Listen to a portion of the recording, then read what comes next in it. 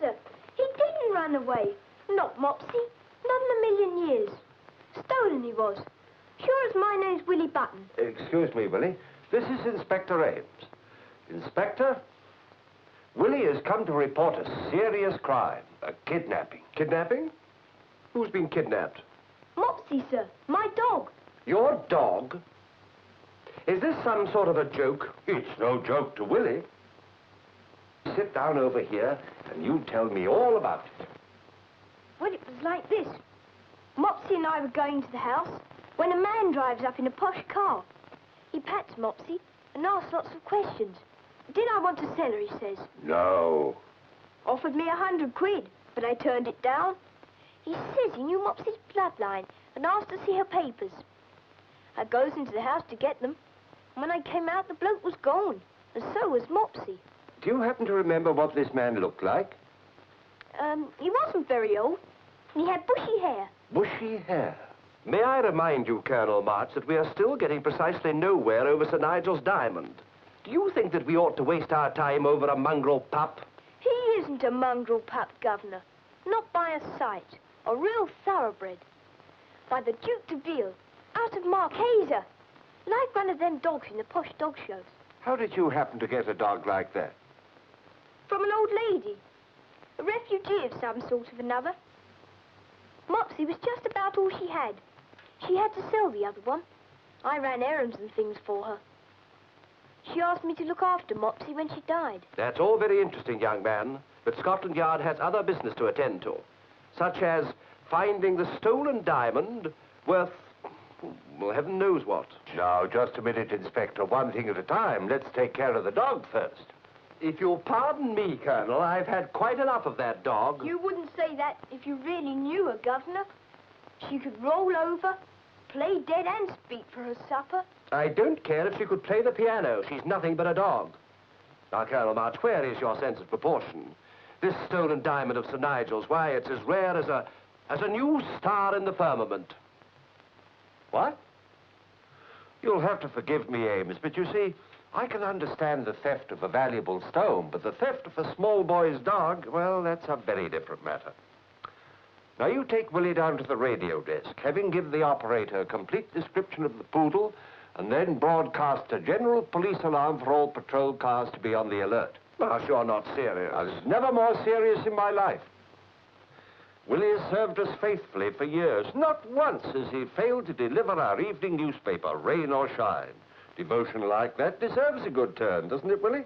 Thank you, Colonel March, sir. I won't forget this, and nor will Mopsy. And nor will I. Well, come along, and let's get over with.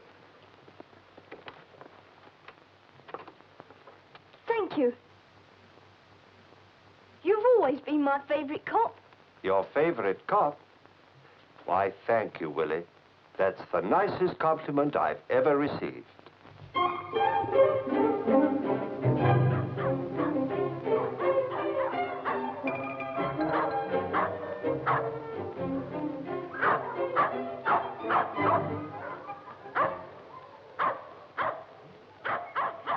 That, my dear, is a poodle. Other dogs may have the name, but that is a poodle. Notice the soundness in front and behind. Soundness to me is the mark of a good poodle. Oh, I agree, Sir Nigel. But to get back to making him my poodle... I'm very sorry, Mrs. Brewster. I'm afraid not. I was very lucky to get her myself. Had to pay the devil's own price for her from a refugee here. She didn't want to part from her either. No, I'm afraid I can't let her go. Even if I paid the devil's own price? Not even for that. Oh. Oh, no, please, if you don't mind, don't touch her. It makes show dogs very nervous to be handled by strangers. Oh. All right, sir. Sir Nigel? Ah, there you are. Good morning. Now, for the dazzlement of my American guest, Scotland Yard in person. Mrs. Brewster, Colonel Ames. Inspector Ames, Sir Nigel. How do you do? Quite a collection of dog flesh you've got here. Are you a fancier, Inspector? Oh, well, yes, in a way. Fancy. What's your breed? Police dogs? I have a feeling, Sir Nigel, that Inspector Ames is more interested in your diamond than in dogs. Oh, very likely he is. Have you any theory to go on, Inspector? Do you think I could have a word with you alone, Sir Nigel, if Mrs. Brewster will excuse us? Oh, certainly. Heather, take Mrs. Brewster and show her the puppies. When did you last see the stone?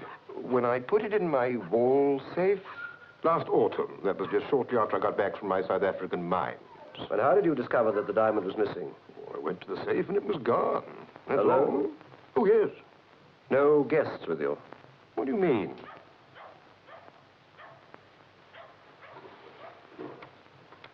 Tell me about Mrs. Brewster, Sir Nigel. Oh, come now, Inspector. It's bad enough for her to be my house guest at such a time. Funny. Did you meet her in America? No. No, she had a letter of introduction from a mutual friend. My aunt, being the soul of hospitality, invited her to stay. I see. Heather, why not take Mrs. Brewster and show her the miniatures? Yes, sir. This way, ma'am.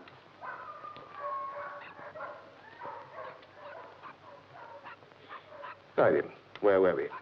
Sir Nigel, there is no such person as Mrs. Linda Brewster. What on earth do you mean? Precisely what I say. I've done a routine check on everybody in the house. Furthermore, the New York police, who are very interested in this, report that the address she gave was a warehouse on the East River. An imposter? Good heavens. Then out she must go, bag and baggage. Careful, Sir Nigel. We mustn't frighten our bird. I know this is very painful for you, but we can't let her smuggle the stone out, now can we? And she won't dare to sell it here. Nigel! Nigel, I simply must have her. Look at her, Inspector. Dubarry by Duke de V out of Marquesa. Isn't she impressive? Oh, yes, most impressive. Well, if you'll excuse me, Sir Nigel, I'll see you later. Good morning. Morning, Inspector. Give me research, please. This is Colonel March speaking. I want a complete file of the Johannesburg papers for the past year. Yes, of course, Johannesburg, South Africa. Where else do they have one? Oh? Oh. Send her up and put me back onto research. This is Colonel March again. I want a copy of the latest register for pedigreed poodles. That's right, pedigreed poodles.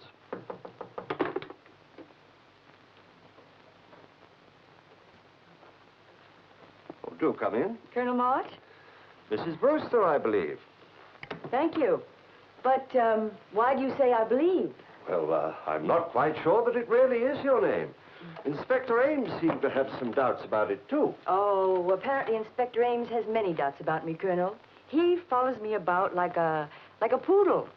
You appear to have dogs on your mind, Mrs. Brewster. I have many things on my mind, Colonel, but the inspector seems to have only me on his. He has a theory that I've stolen the lost diamond of my host, Sir Nigel. Have you a better theory, Mrs. Brewster? At least a more novel one. As far as I've been able to find out, there's only one man in the world who knows the combination to the safe where the diamond was kept. And who is that? Sir Nigel. That is a novel theory. But why would he want to steal his own diamond? For the oldest reason in the world, Colonel. Money. Well, if that's the case, why doesn't he simply sell the diamond? Suppose he wants more money than it's worth. Suppose he isn't as rich as he appears to be.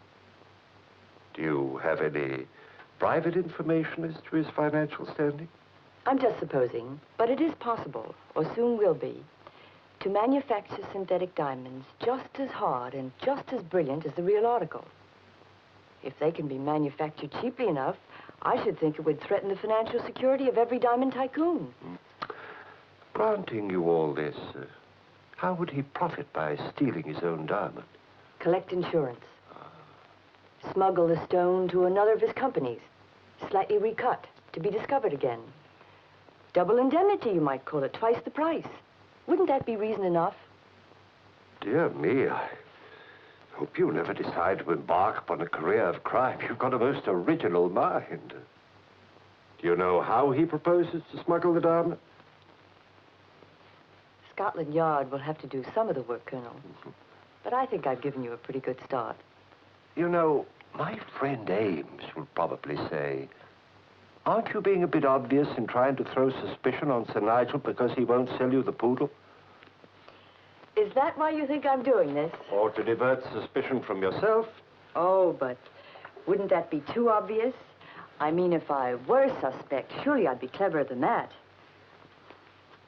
You might pass this information on to Inspector Ames if you think it's worthwhile. I will, if I think it's worthwhile. I'm getting a little weary of finding him at practically every keyhole watching me. Why don't you tell all this to him yourself? Because, obviously, he wouldn't believe anything I said. I thought I might have better luck with you. Perhaps you have. Thank you for coming, Mrs. Brewster. You're welcome.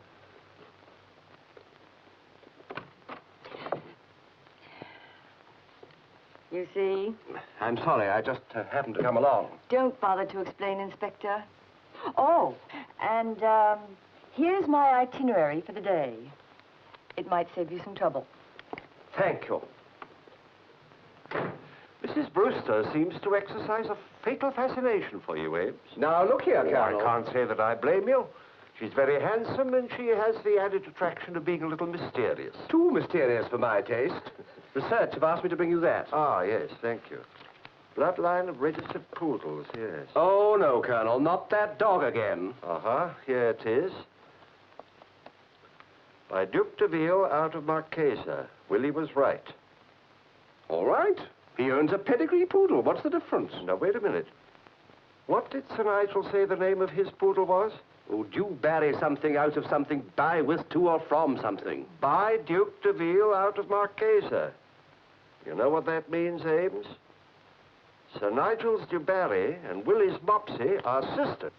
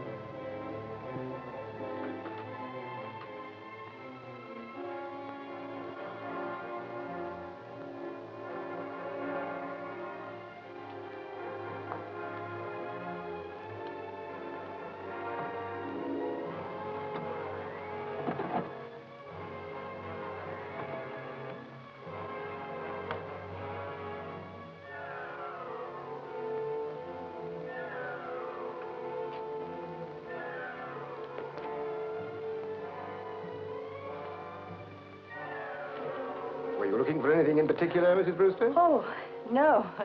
You have a most interesting collection, Sir Nigel. Yes, particularly that portfolio of the French patriots. My oldest. You must have had a remarkably broad education to be interested in such things. You read French? Yes, quite well, for an American. And well enough to learn something I never knew before. Ah, refreshing modesty. That was quite an ingenious device the French patriots used in their smuggling. Stupid of me to have forgotten it. They smuggled Republican tracts into Paris in their beards under the nose of the French police. Curious that that should interest you. You don't look the revolutionary type. I'm not. I'm just a dog lover. And a great admirer of Scotland Yard. Inspector Ames? Good afternoon. I've just been having another look over the house, you know. Oh, any new developments? Well, as a matter of fact... I think it's my packed luggage that's worrying the inspector, Sir Nigel. Are you leaving, Mrs. Brewster? Yes, I'm sailing tomorrow. A completely frustrated dog fancier. Or were you worried that I wasn't leaving quite empty-handed? As a matter of fact... That's why you're here. Would, these be of any interest to you? one of them was locked. My jewel case. Thank you.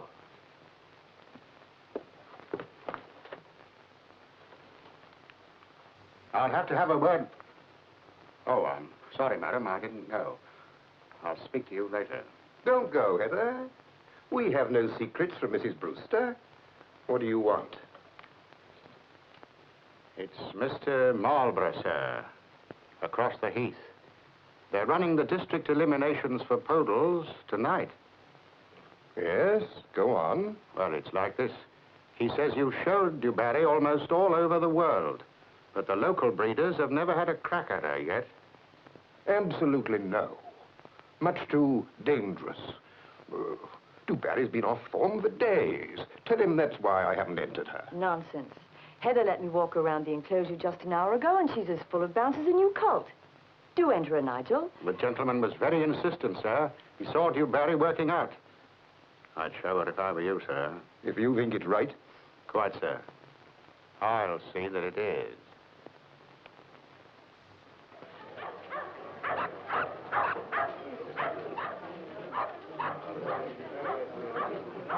And I want to express to you, Sir Nigel, the Kennel Club's appreciation for allowing us to hold the Poodle Elimination here at Fairways. Not at all, gentlemen. That all strikes me as being a little unnecessary. My Dubarry will win, of course, but I suppose it's up to you judges.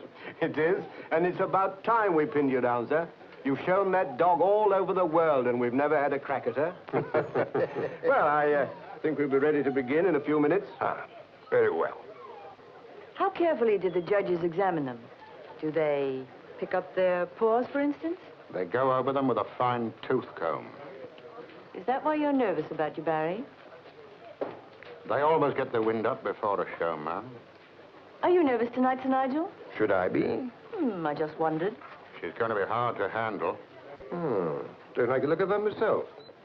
What have you been doing to the dog? Found a thorn worked into her right foreleg. That might be it.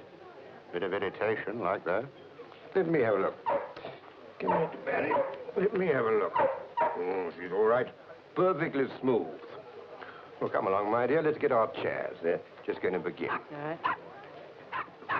Marquis de Save by Talleyrand out of Pompadour. Miniature class. Dubarry by Duc de Ville out of Marquesa. Standard class.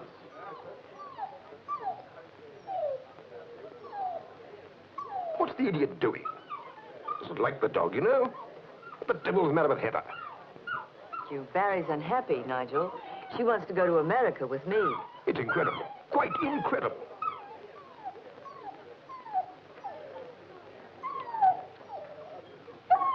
The judges seem to have finished with her.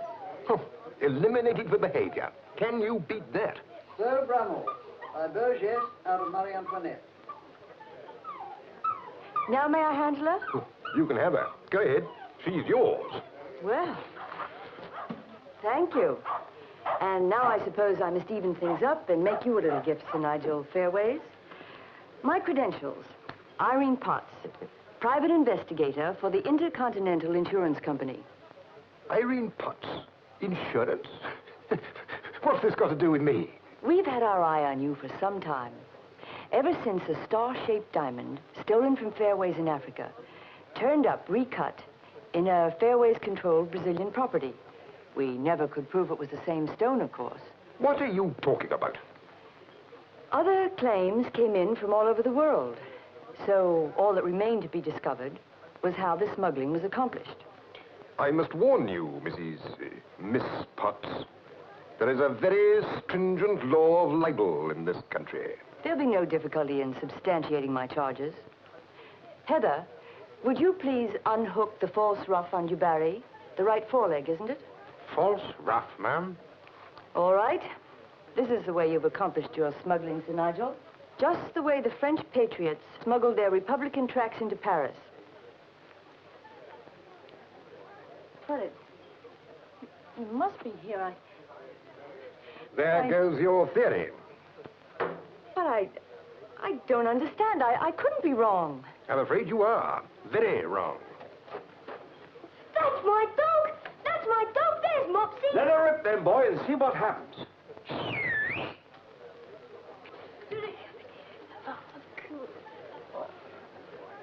That wasn't your dog. You switched them. I didn't switch them, but I think I know who did. Just as I thought. They switched Mopsy for her twin sister. Bravo for Mrs. Brewster. Would you mind taking this disturbance elsewhere, sir? We're right in the middle. I'm so sorry. We're from Scotland Yard. We'd like to see Sir Nigel. Hello. Now, where did he go to? Oh, I saw him a moment ago. He was running towards the back of the kennels. Back of the kennels, eh?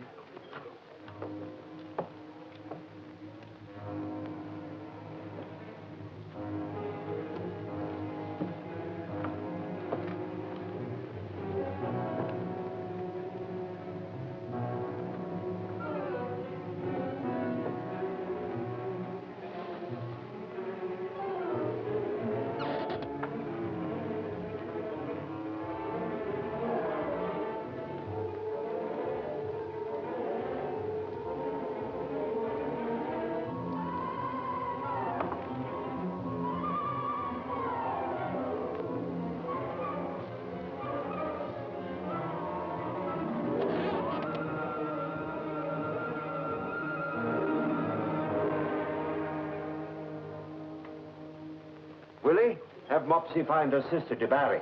Susie, go on, Mopsy. Find Barry.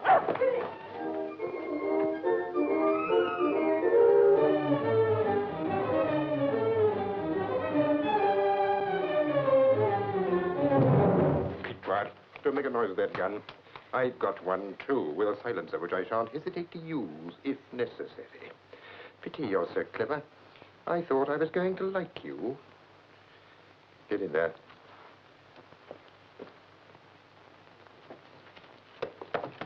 Oh, The rat leading the sinking ship, eh? You're premature, Heather. I wasn't going to take it.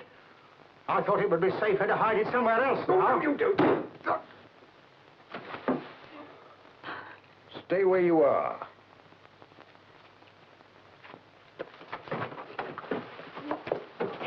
I had to do that. I needed Heather to be responsible for what's going to happen to you.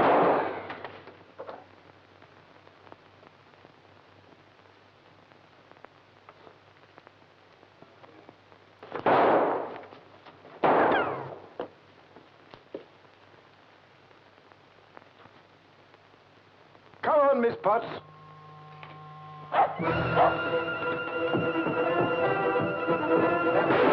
This way.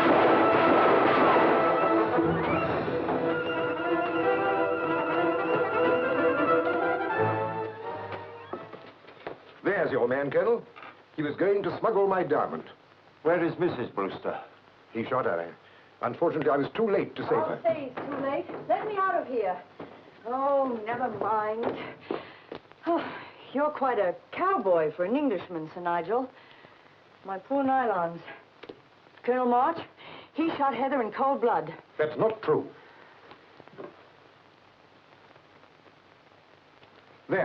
There's the diamond he was trying to steal. You didn't know that he had a record? Is it likely that I'd have a diamond thief in my employ? Of course not. Unless you were forcing him to smuggle for you with the threat of blackmail over his head. What? The South African newspapers clinched the case against you when I discovered that the man who had withdrawn charges against his accomplice, John Heather, was Sir Nigel Fairway. You're under arrest.